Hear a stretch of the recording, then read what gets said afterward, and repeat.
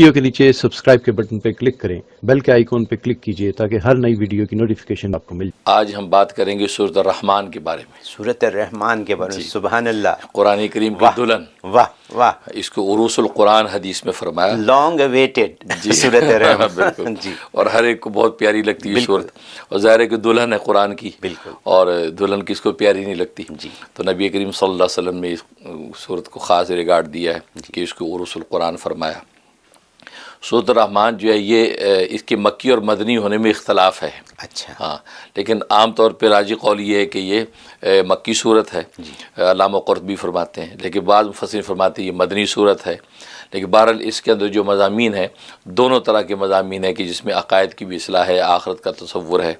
اور خاص طور پہ اس کو رحمان کے لفظ سے شروع کیا تو اس لیے اس کا نام سورۃ الرحمن قرار دے دیا گیا، کیونکہ اللہ تبارک و تعالیٰ کی سنت ہے کہ بس وقت پہلے لفظ کے مطابق اس کا نام تجویز کر دیا جاتا ہے، لہذا صورتوں کے جتنے نام ہیں یہ بھی توقیفی ہیں۔ توقیفیہ کی اصطلاح ہے تفسیر میں، توقیفی کا مطلب یہ بھی وحی کے ذریعے سے بتائے گئے ہیں، اچھا، اللہ نے ہی نبی کریم صلی اللہ علیہ وسلم کو بتایا کہ سورت کا نام فلاں نام ہوگا،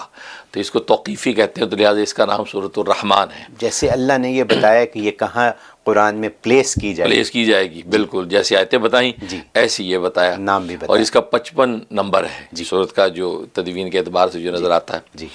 تو یہ سورت جو ہے اس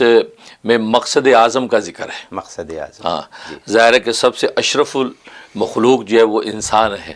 اور سب مخلوقوں میں سب سے عظیم مخلوق انسان ہے، اس انسان کی مقصد تخلیق کو بتایا اس میں،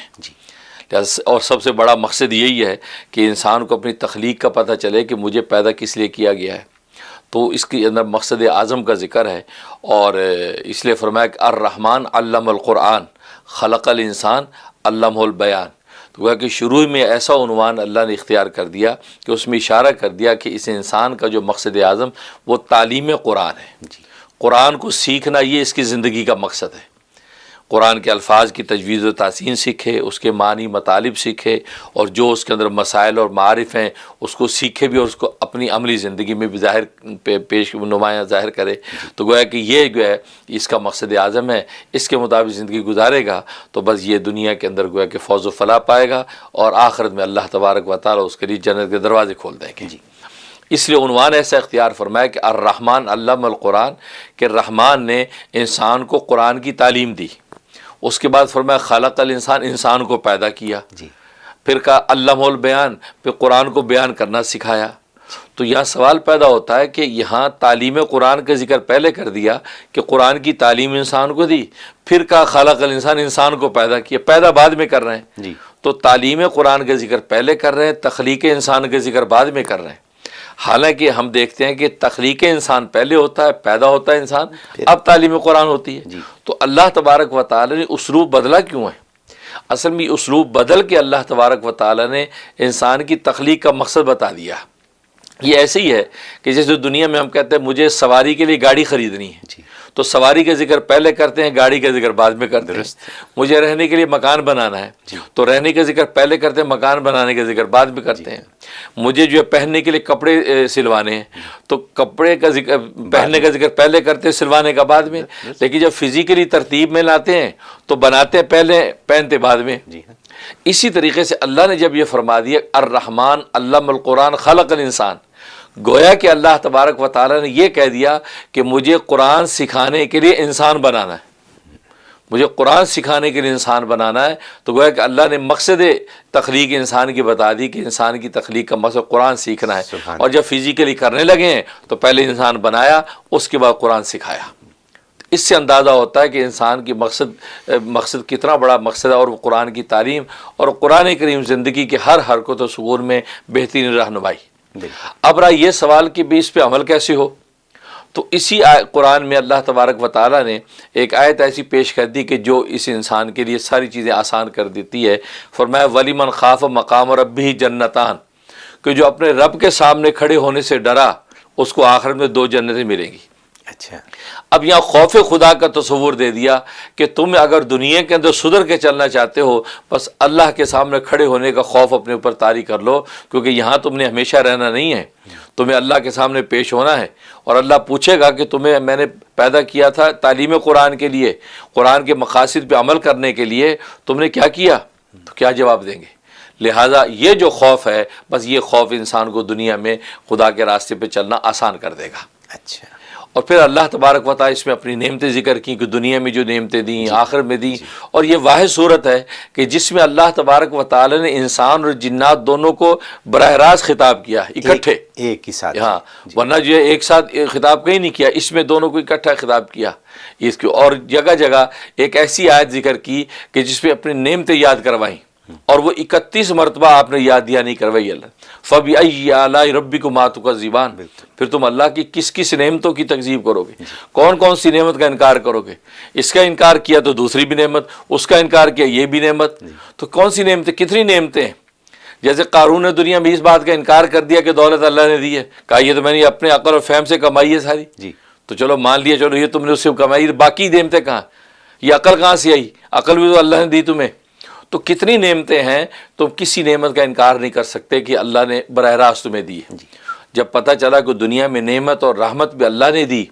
اور نعمتوں سے استفادہ اور نفع اٹھانے کی کرج بھی اللہ نے پیدا کی ہے، تو پھر اسی اللہ کے سامنے کھڑے ہونے سے ڈرو، کیونکہ کل روز قیامت میں جب پیش ہوں گے تو وہاں تمہیں جواب دینا پڑے گا، اور جس نے اپنے آپ کو اس بات دھارے میں ڈال لیا تو اللہ تبارک و تعالیٰ کے سامنے وہ کامیاب ہوگا، اور وہاں اس کے لیے 2 جنتوں کے دروازے کھول دیے جائیں گے۔